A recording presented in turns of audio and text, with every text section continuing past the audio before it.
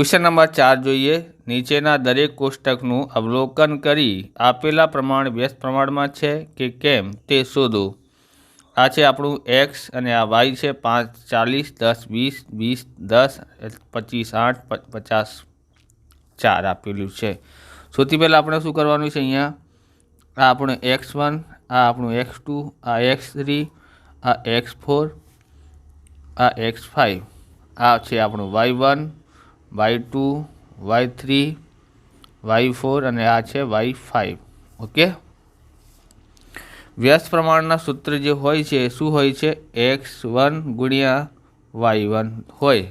Okay, x1 કેટલું છે 5 અને y1 કેટલું છે 40। ઓકે, ગુણાકાર કરીએ, 0 ના 0 5 ચોક 20 થાય છે, 200 આવ્યા। પછી x2 ગુણ્યા y2 કરવાનું હોય, x2 અને આ y2 10 ગુણ્યા કેટલા 20, ગુણાકાર કરીએ તો કેટલા આવશે 200 આવશે। ઓકે, પછી x3 ગુણ્યા y3, x3 કેટલું છે 20 અને y3 કેટલું છે 10, 20 ગુણ્યા 10 એટલે કેટલા થાય 200 થાય।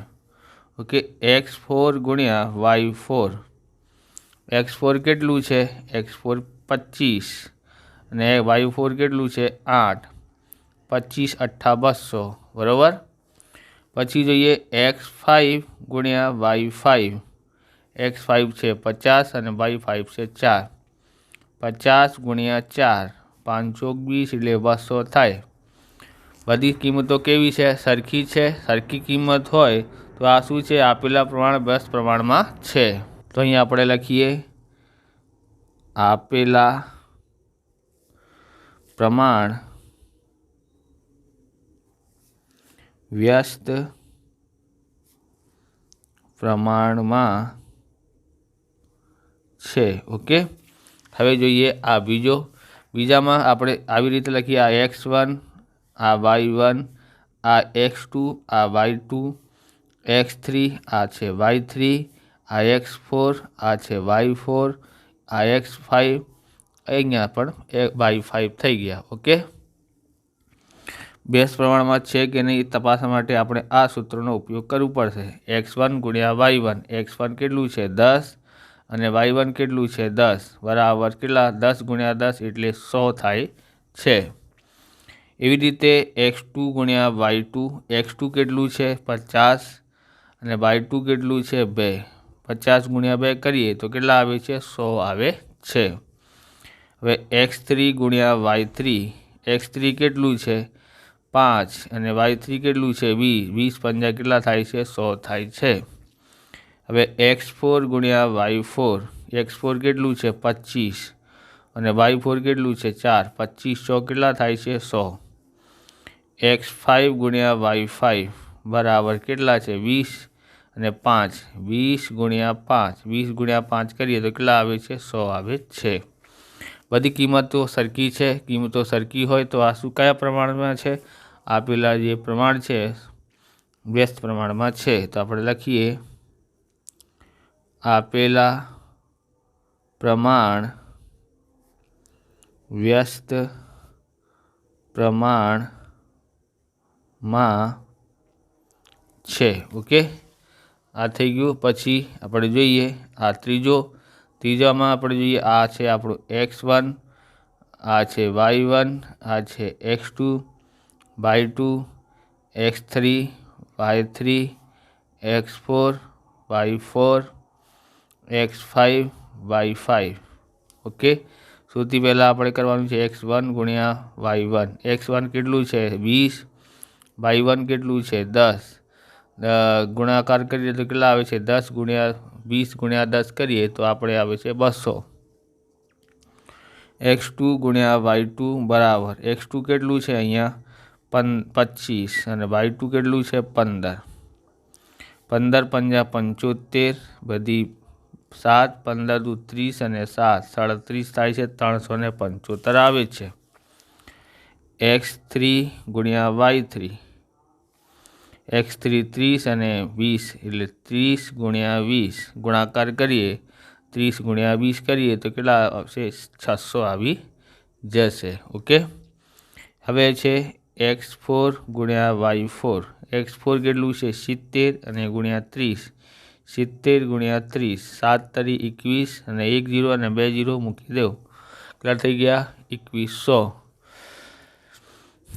x5 ગુણ્યા y5, x5 કેટલું છે 90 અને y5 કેટલું છે 40. ઓકે, 9 ચોક 36 અને 1 0 અને 2 0 મૂકી દો, કેટલા 3600 થઈ ગયા. 3600 થઈ ગયું એટલે કે આ બધા સંખ્યા જે છે કિંમતો સરખી નથી. જ્યારે કિંમતો સરખી ના હોય તો આ વ્યસ્ત પ્રમાણમાં નથી. તો આપણે લખીએ આપેલા પ્રમાણ વ્યસ્ત પ્રમાણમાં નથી. ઓકે, તમને આવા પ્રકારના વિડીયો જોઈએ તો ડિસ્ક્રિપ્શનમાં લિંક આપેલી છે.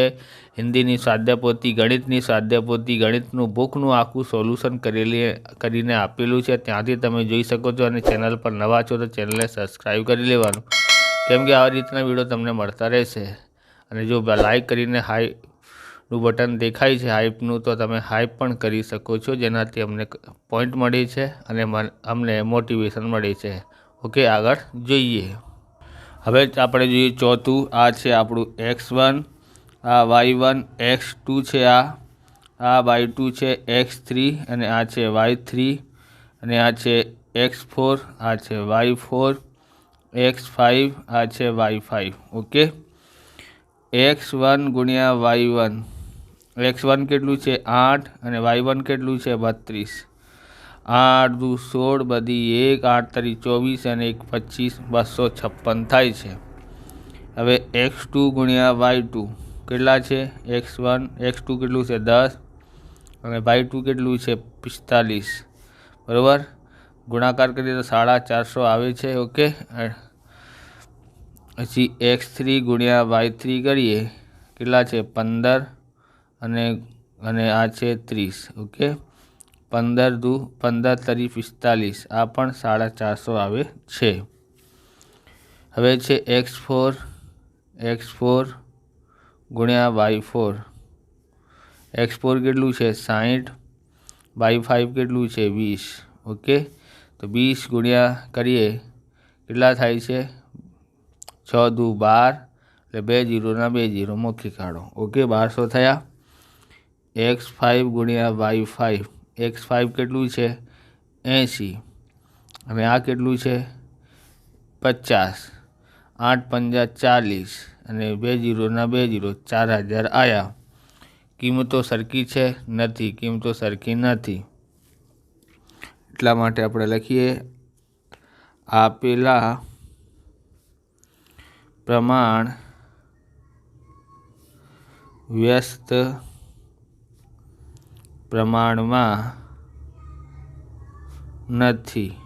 આપેલા પ્રમાણ જે છે વ્યસ્ત પ્રમાણમાં નથી. તો હવે આપણે આગળ જોઈએ ક્વેશ્ચન નંબર 5. ક્વેશ્ચન નંબર 5 છે નીચેના દાખલા ગણો. એનું પહેલું છે 6 મીટર કાપડની કિંમત 480, તો 11 મીટર કાપડની કિંમત કેટલી? તો આપણે શું કરવાનું છે, એને સોલ્યુશન કરીએ. ત્યારે આપણે લખીએ કાપડનું માપ, ઓકે, અને કિંમત. આવી રીતે કરીએ તો આપણને વધારે ખબર પડશે. ઓકે, આ છે 6 મીટર હોય તો કેટલી કિંમત છે 480. જો 11 મીટર હોય તો કેટલી? ઓકે, તો કાપડની કિંમત આપણને શોધવાની છે. આ આપણું x1 થઈ ગયું, આ આપણું y1, આ x2 અને આ છે આપણું y2. ઓકે, તો આપેલ પ્રમાણ સમપ્રમાણમાં છે. કારણ શું છે?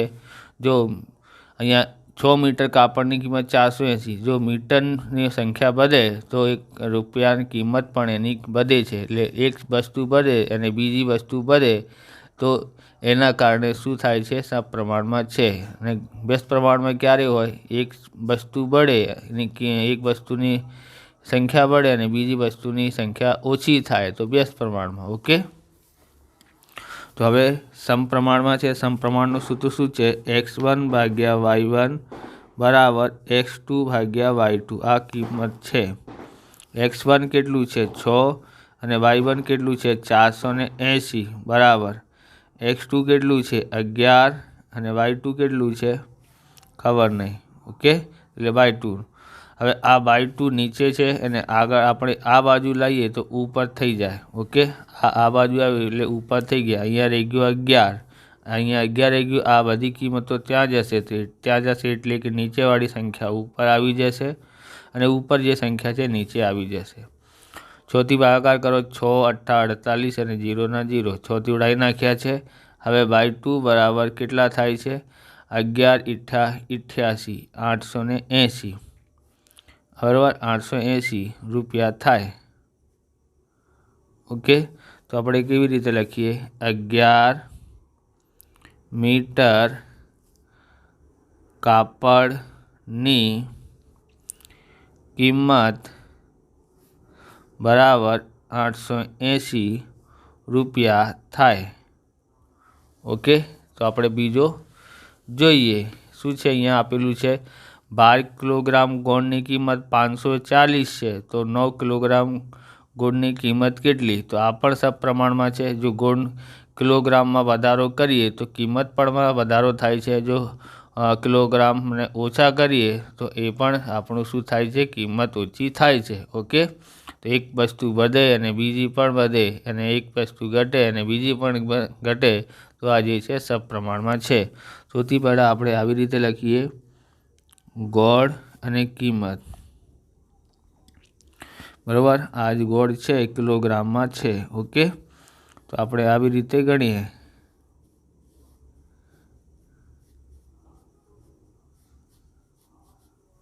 તો અહીંયા 12 કિલોગ્રામ હોય ત્યારે 540 કિંમત અને 9 ગ્રામ હોય ત્યારે શું?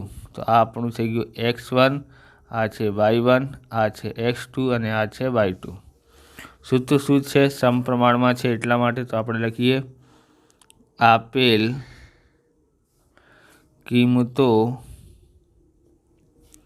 સમપ્રમાણમાં છે. કયા પ્રમાણમાં છે? સમપ્રમાણમાં છે. એટલા માટે x1 ભાગ્યા y1 બરાબર x2 ભાગ્યા y2. x1 કેટલું છે? 12 અને y1 કેટલું છે? 540 બરાબર x2 કેટલું છે? 9 અને y2 કેટલું છે? ખબર નહીં. પછી અહીંયાથી કરીએ. આ y2 છે, આ બાજુ આવશે એટલે ઉપર આવી જશે. અહીંયા રહી ગયું 9 અને આ બધી સંખ્યા પહેલી બાજુ જશે તો નીચેવાળી સંખ્યા થઈ જાય ઉપર અને ઉપરવાળી જે સંખ્યા છે એ નીચે થઈ જાય. ઓકે, તો આપણે ઉડાવીએ. આપણે તો કેવી રીતે ઉડાવી શકાય આને? તો આપણે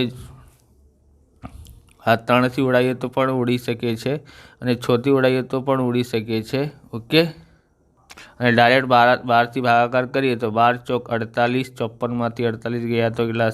6 વધ્યા અને 0 મૂકો એટલે 60 થયા. 12 પંજા 60 કેટલા થાય છે? 45 થાય છે. પછી 9થી ગુણા કરીએ. 9 પંજા 45 બધી 4, 9 ચોક 36 અને 4 40 એટલે 405 રૂપિયા થાય. બરાબર, શું થાય છે? રૂપિયા. આપણું કિંમત થઈ ગઈ. ઓકે, તો આપણે લખીએ 9 કિલોગ્રામ ગોળની કિંમત 405 રૂપિયા થાય. ઓકે, હવે આપણે જોઈએ ત્રીજો.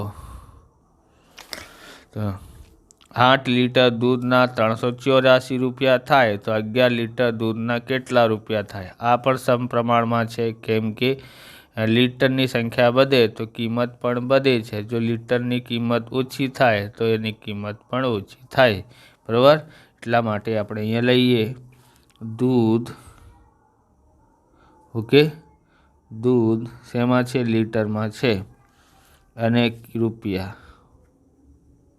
રૂપિયા એટલે કિંમતો. તો આપણે ગણીએ અહીંયા કેટલા છે 8 લીટર તો 384 રૂપિયા, અને જો 11 લીટર હોય તો આપણને ખબર નથી. આ આપણું x1, આ છે y1, આ છે x2 અને આ છે y2. ઓકે, હવે સૂત્ર શું થાય છે? આ આપેલ કિંમતો સમપ્રમાણમાં છે. સૂત્ર મૂકીએ x1 ભાગ્યા y1 અને x2 ભાગ્યા y2. x1 કેટલું છે 8, y1 કેટલું છે 384 બરાબર, x2 કેટલું છે 11, y2 કેટલું છે y2. ઓકે, અહીંયા છે y2 બરાબર, અહીંયા છે 11 ગુણ્યા આ પહેલી બાજુ જશે એટલે ઉપર આવી જશે અને ઉપરવાળી સંખ્યા નીચે આવી જશે, એટલે y2 બરાબર 11 બરાબર. ભાગાકાર કરો એટલે 8 ચોક 32 થયા, 4 વધ્યા એટલે કે કેટલા થઈ જાય અહીંયા 6 વધ્યા, સોરી, એટલે 32 અને 38માંથી 32 6 એટલે પાછળ 4 મૂકો 64 થયા, 8 8 64 થાય છે, 48 આવ્યા. હવે ગુણાકાર કરો 11 88 બધી 8, 11 44 અને 8 52 થાય છે, એટલે 528 રૂપિયા થાય. ઓકે, આ આપણી કિંમત આવી ગઈ છે. તો આપણે લખીએ 11 લીટર દૂધના 528 રૂપિયા થાય. ઓકે, તમને આ પેન ખરીદવું હોય તો તમારે ડિસ્ક્રિપ્શનમાં લિંક આપેલી છે. આ છે રેનોલ્ડ્સ વ્રાઇટ, ખૂબ જ સરસ પેન છે, કિંમત પણ એની ઓછી છે, ગ્રીપ સારી છે અને એની જે પોઈન્ટ છે 0.7 mm છે, ખૂબ જ સરસ ચાલે છે. તમારે આ પેન ખરીદવું હોય તો ડિસ્ક્રિપ્શનમાં લિંક આપેલી છે કે વિડીયોની નીચે પણ લિંક આપેલી છે, ત્યાંથી તમે ખરીદી શકો છો. ઓકે, આ છે ચોથું. 8 મજૂરોને એક કામ પૂરું કરવા 4 દિવસ લાગે છે, તો આ કામ 16 મજદૂરો કેટલા દિવસમાં પૂરું કરી શકાય? જો અહીંયા ધ્યાન આપો, મજૂરોની સંખ્યા વધે તો કામ વધારે ઝડપથી થાય ને, તો દિવસ તો ઓછા લાગે ને, તમને ખબર છે ને. એટલે એ મજૂરોની સંખ્યા વધે તો દિવસ ઓછા થાય, અને જો મજૂરોની સંખ્યા ઘટે તો દિવસ વધારે લાગે. તો એ શું થઈ ગયું? વ્યસ્ત પ્રમાણમાં છે. ઓકે, તો આપણે લખીએ મજૂરો અને દિવસ. ઓકે,